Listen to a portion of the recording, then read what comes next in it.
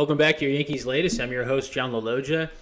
Yanks win again. Yes, consecutive games in extra innings, 10 innings, 6-4 over the Rays. This team is rolling. Everything is working. So there's like a million home runs the night before, a ton of home runs tonight. Game leads off with Grisham taking a 2-2 pitch, crushing it to right field. His 22nd of the year. Again, this guy has been it's a tremendous pickup. You got to give the front office credit for really picking him up. Hanging slider, and he absolutely crushes it to right field.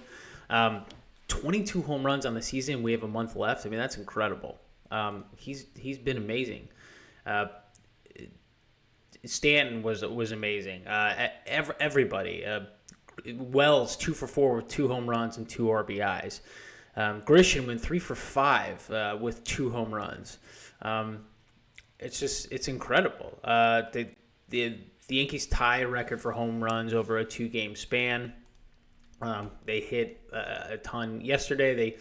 They absolutely mashed today. This is who this team is. They hit the ball out of the ballpark, and you saw that tonight. They were incredible, and they got hits late at key times, and we'll talk about that in a second. But a great win, beating a team you should beat in an environment that you're comfortable with, since it's your spring training facility, and I definitely think that plays a factor. I feel comfortable when they're playing at George Steinbrenner Field. I just do. I don't have a lot of anxiety, only late when I had anxiety, but great win from this team, and showing this is who this team was all along. And when you're hitting the ball out of the ballpark, it's a lot easier to win. Cam Schlittler was absolutely incredible last night. He was perfect through 6 innings, and then gave up a walk, but 6 2/3, 1 hit, no earned runs, 8 strikeouts. He was probably his best game as a Yankee that he's thrown. Again, he's 6'5", 6'6", just super lengthy. 97 fastball, just late life, really good extension, hard to pick up, topping out at 99, 100. Curveball was on point, just absolutely filthy. He threw one to Seymour that literally just fell off the table. Yandy Diaz just blew him away with another 100-mile-an-hour fastball. His stuff is electric, and when he's on, he's kind of unhittable. I mean, his breaking ball to lefties, to Seymour, to Josh Lowe, they were absolutely filthy. And then you have to – so if you're throwing 99 at the top of the zone, and then you have an 82-mile-an-hour breaking ball that literally is same eye level and then drops off the table, or even sometimes in the dirt, it's so hard to hit that. It's so hard to pick that up. And then mixing in a 92-mile-an-hour cutter to Diaz down and away – struck out Junior Caminero on a cutter down and away, using that to righties. So he was absolutely filthy last night. And if he's healthy and he's on, he can pitch in October. I know he's young, but his stuff is probably the best on the team. His breaking ball is just absolutely filthy compared to 99, 100 at the top of the zone, and his cutter/slider away. Just really electric stuff. So, it's a 6-4 game, and we'll talk about later innings and what happened, but you got to give him credit. I mean, he was absolutely incredible. He was his best performance with the Yankees. I want to talk about Giancarlo Stanton. He's unbelievable, and I would argue the most clutch hitter on this team, and was in the playoffs last year. Obviously, Soto had some huge home runs, but I mean, he's incredible. He's hitting the ball out of the ballpark. He's also hitting the ball to the opposite field, which is we've talked about this, which is a really, really good sign. And when he's hitting the ball for power to the other side of the field, It's huge.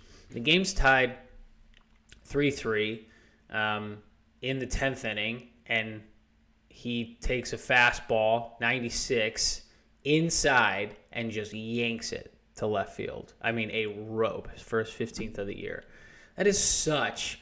I know he can't move very well and everything, but the value that this guy provides you with his bat, it's immeasurable. I mean, he's so valuable, and he's just incredible.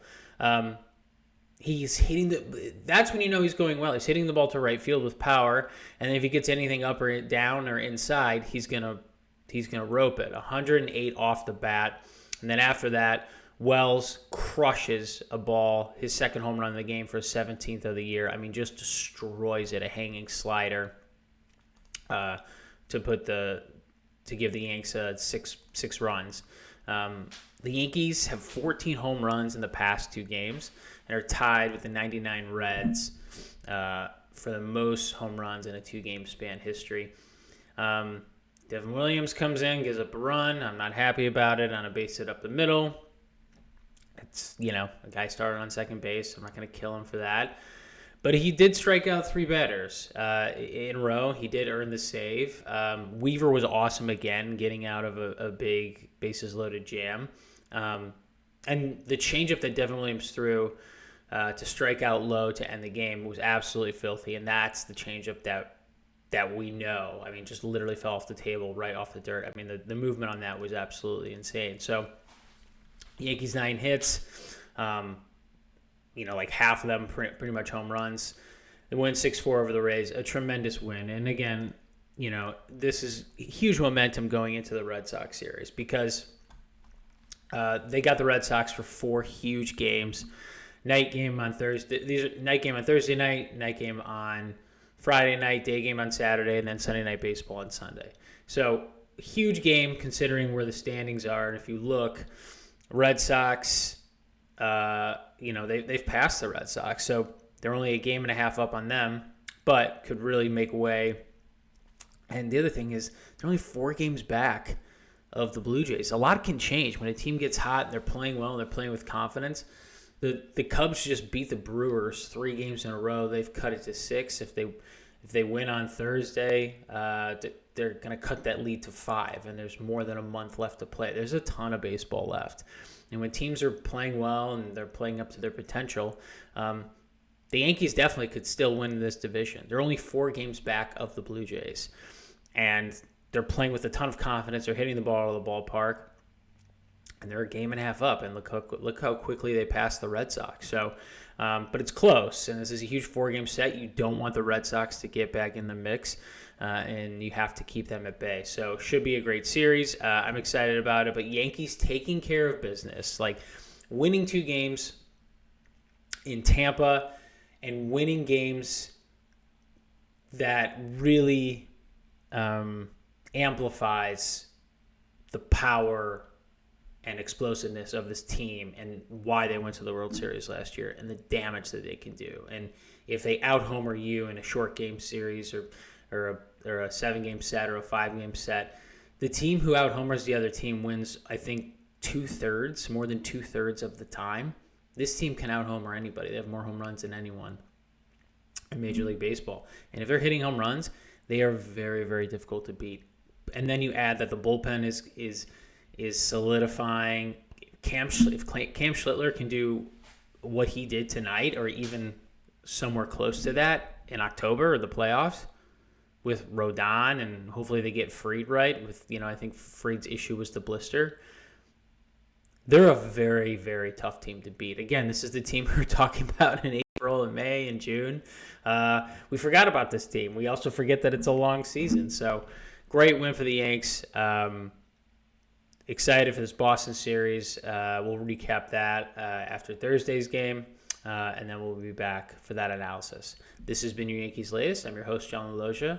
I'll see you tomorrow. Take care. Bye-bye.